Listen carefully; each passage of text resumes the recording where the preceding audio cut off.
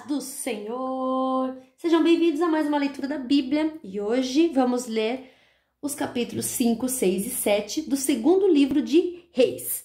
5, 6 e 7. 3 capítulos, então eu já vou escolher 3 giz de cera que eu uso para colorir ali os números, para mim não me perder também, né? Vamos lá então, capítulo 5. Uma história muito conhecida, né? A cura de Naamã. Eu gosto muito dessa história. Naamã, o comandante do exército da Síria, era muito respeitado e estimado pelo rei do seu país, porque, por meio de Naamã, o Senhor Deus tinha dado vitória ao exército dos sírios. Ele era um soldado valente, mas sofria de uma terrível doença da pele. Num dos seus ataques contra Israel, os sírios haviam levado como prisioneira uma menina israelita, que ficou sendo escrava da mulher de Naamã. Um dia a menina disse à patroa: "Eu gostaria que meu patrão fosse falar com o profeta que mora em Samaria, pois ele o curaria da sua doença." Então Naamã foi falar com o rei e contou o que a menina tinha dito. E o rei ordenou: "Vá falar com o rei de Israel e entregue esta carta a ele." Então Naamã saiu, levando uns 350 quilos de prata e uns 70 quilos de ouro e 10 mudas de roupas finas. A carta que ele levava dizia assim: "Esta carta é para apresentar a Naamã, que é meu oficial. Eu quero que você o cure." Quando o rei de Israel leu a carta, rasgou as suas roupas em sinal de medo e exclamou: "Como é que o rei da Síria quer que eu cure este homem? Será que ele pensa que eu sou Deus e que tenho o poder de dar a vida e de tirá-la? Ele está querendo briga." O profeta Eliseu soube do que havia acontecido e mandou dizer ao rei: "Por que o Senhor está tão preocupado? Mande que esse homem venha falar comigo, e eu mostrarei a ele que há um profeta em Israel." Então Naamã foi com seus cavalos e carros e parou na porta da casa de Eliseu. Eliseu mandou que um empregado saísse e dissesse a ele que fosse se lavar 7 vezes no Rio Jordão, pois assim ficaria completamente curado da sua doença.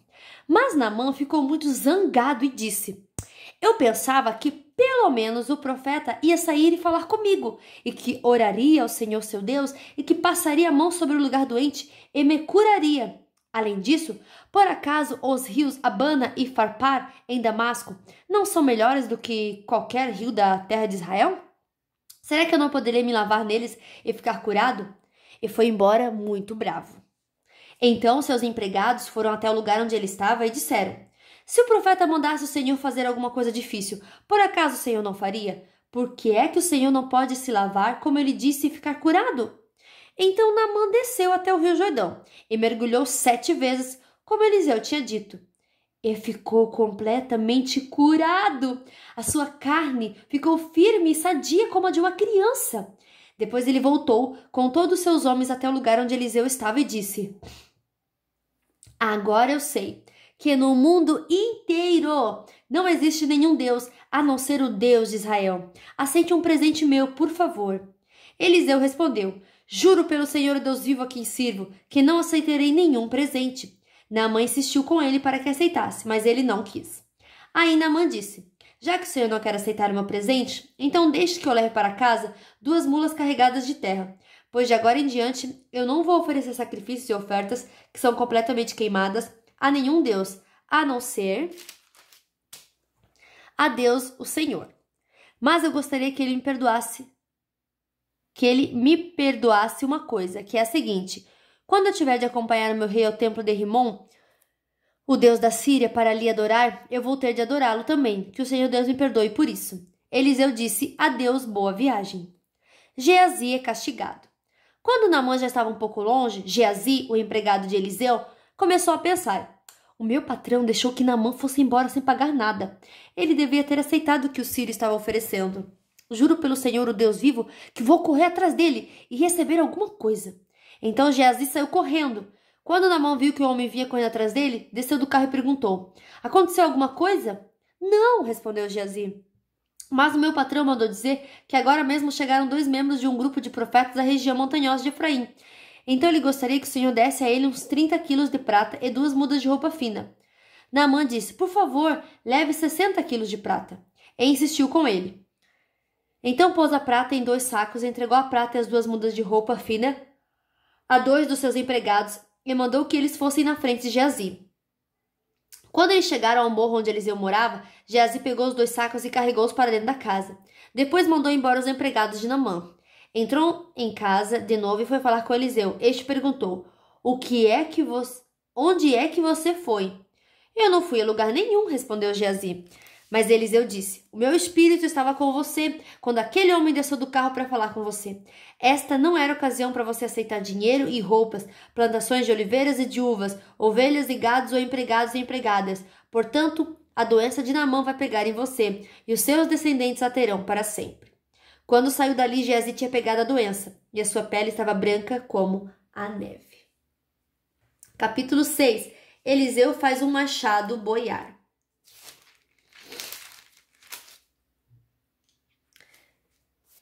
Eliseu dirigia um grupo de profetas. Um dia, eles lhe pediram: O lugar onde moramos com você é muito pequeno. Dê licença para irmos até o Rio Jordão, a fim de cortar algumas árvores. Com elas, construiremos uma casa para a gente morar. Podem ir, respondeu Eliseu. Um dos profetas insistiu que Eliseu fosse com eles. Eliseu aceitou, e eles saíram junto. Quando chegaram ao Jordão, começaram a trabalhar. Um deles estava cortando uma árvore, quando, de repente, o ferro do seu machado escapou do cabo e caiu na água. O que vou fazer, senhor? Gritou ele para Eliseu. O machado era emprestado. Onde foi que ele caiu? Perguntou Eliseu. O homem mostrou o lugar. Então Eliseu cortou um pedaço de pau, jogou na água e fez o machado boiar. Pegue-o, mandou ele. E o homem esticou o braço e o pegou. O exército dos sírios é derrotado. O rei da Síria estava em guerra contra Israel. Ele pediu conselho aos seus oficiais e escolheu um lugar para armar o seu acampamento. Mas o profeta Eliseu mandou um recado ao rei de Israel, avisando-lhe que não fosse para perto daquele lugar, pois os sírios estavam ali esperando escondidos para atacá-lo. Então, o rei de Israel avisou os homens que moravam naquele lugar e eles ficaram alerta. Isso aconteceu várias vezes. O rei da Síria ficou muito aborrecido. Então chamou os seus oficiais e perguntou: Qual de vocês está do lado do rei de Israel? Um deles respondeu: Nenhum de nós, ó rei. O profeta Eliseu é quem conta ao rei de Israel tudo o que o Senhor fala até mesmo dentro de seu próprio quarto. Então o rei ordenou: Descubra onde ele está, que eu o prenderei. Contaram-lhe que Eliseu estava em Dotã, e ele mandou para lá uma grande tropa de soldados com cavalos e carros de guerra. Eles chegaram de noite à cidade e a cercaram. No dia seguinte, cedinho, o empregado de Eliseu levantou-se e saiu de casa. Aí, viu as tropas sírias com seus cavalos e carros de guerra, cercando a cidade. Então entrou em casa e disse a Eliseu: Senhor, nós estamos perdidos. O que vamos fazer? Eliseu disse: Não tenha medo, pois aqueles que estão conosco são mais numerosos do que os que estão com eles. Então orou assim: Ó Senhor Deus, abre os olhos do meu empregado e deixe que ele veja. Deus respondeu à oração dele. Aí o empregado de Eliseu olhou para cima e viu que ao redor de Eliseu o morro estava coberto de cavalos e carros de fogo.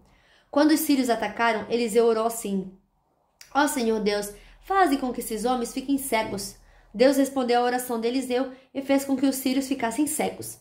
Então Eliseu foi falar com eles e disse: Vocês estão no caminho errado. Esta cidade não é o que estão procurando. Venham comigo que eu vou levar vocês até o homem que estão procurando. E os guiou até a cidade de Samaria.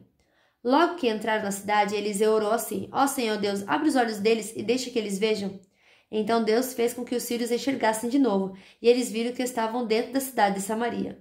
Quando o rei de Israel viu os sírios, perguntou a Eliseu: Devo matá-los, Senhor? Devo matá-los? Não, de jeito nenhum, respondeu ele. Por acaso o Senhor mata os soldados que são feitos prisioneiros na guerra? Dê de comer e de beber este aqui, e deixe que voltem para o rei deles. Então o rei de Israel mandou fazer uma grande festa para aqueles sírios. E depois que comeram e beberam, ele os mandou de volta para o rei da Síria. Daí em diante, os sírios pararam de atacar a terra de Israel. Eliseu e a fome em Samaria. Algum tempo depois, o rei Ben-Hadad da Síria levou todo o seu exército para lutar contra Israel e cercou a cidade de Samaria. Por causa disso, a falta de alimentos naquela cidade foi tão grande que uma cabeça de jumento custava 80 barras de prata e 200 gramas de esterco de pomba custavam 5 barras de prata. Certo dia, o rei de Israel estava passando por cima da muralha da cidade, quando uma mulher gritou para ele: Ó rei, meu senhor, me ajude! Ele respondeu: Se o Senhor Deus não quer ajudar você, como é que eu posso ajudá-la? Você pensa que eu tenho trigo ou vinho? Me diga qual é o seu problema. Ela respondeu: Outro dia, esta mulher me disse, vamos comer o seu filho hoje e amanhã comeremos o meu. Então nós cozinhamos meu filho e o comemos. No dia seguinte, eu disse que era a vez de comermos o filho dela, mas ela o escondeu. Ao ouvir isso, o rei rasgou suas roupas em sinal de desgosto, e as pessoas que estavam perto da muralha viram que por baixo das suas roupas ele estava vestido com roupa de pano grosseiro. E o rei gritou, que Deus me mate antes que o dia acabe.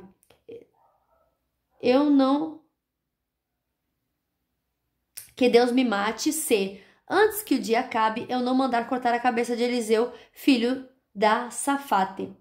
E mandou que um mensageiro fosse buscá-lo. Enquanto isso, Eliseu estava em casa, com alguns líderes do povo que havia ido visitá-lo.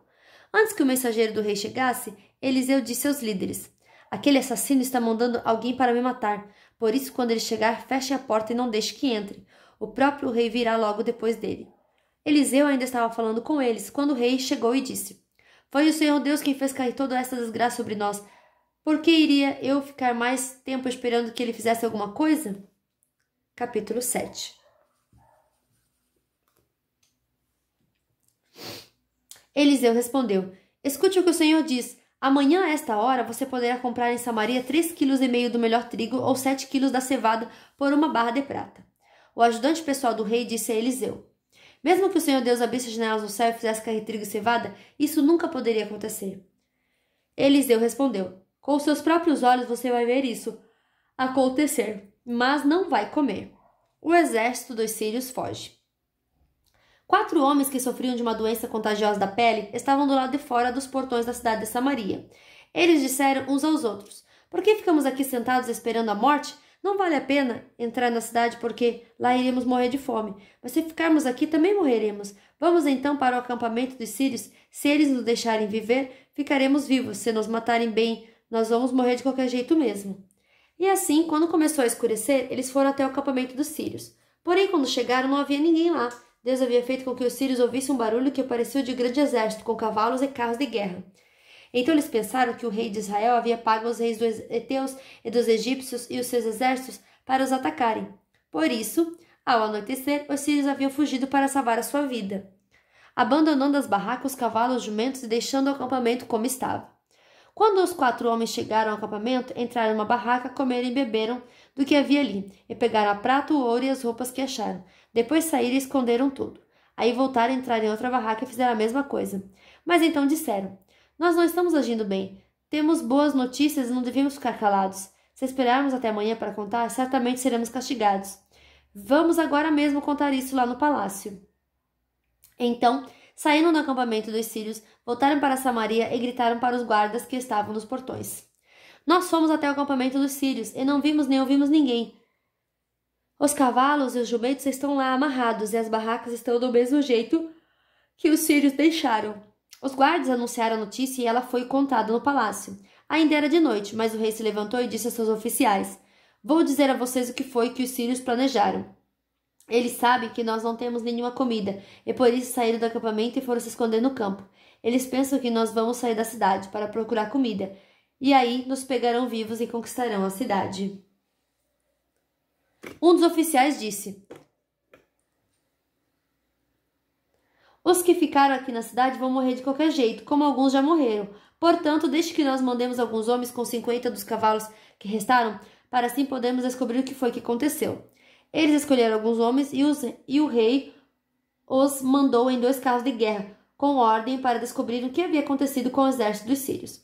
Os homens foram até o rio Jordão e viram por toda a estrada as roupas e as armas que os sírios tinham abandonado enquanto fugiam. Então voltaram e contaram ao rei. O povo de Samaria saiu e avançou nas coisas que tinha no acampamento dos sírios. E conforme o Senhor tinha dito, 3,5 kg do melhor trigo ou 7 kg da cevada foram vendidos por uma barra de prata. Acontece que o rei de Israel tinha colocado seu ajudante pessoal como encarregado do portão da cidade. Esse oficial foi atropelado pelo povo e morreu, como Eliseu tinha dito quando o rei tinha ido falar com ele. Eliseu tinha dito ao rei que no dia seguinte, naquela hora, 3,5 kg do melhor trigo ou 7 kg de cevada seriam vendidos em Samaria por uma barra de prata. E o oficial havia respondido, mesmo que o Senhor Deus abrisse janelas no céu e fizesse cair trigo ou cevada, isso nunca poderia acontecer. E Eliseu havia respondido, com os seus próprios olhos você verá isso acontecer. Mas não vai comer. E foi exatamente isso que aconteceu com ele. Morreu pisado pelo povo no portão da cidade. E fim da nossa leitura de hoje. Que Deus abençoe a sua vida poderosamente. E até amanhã. Tchau!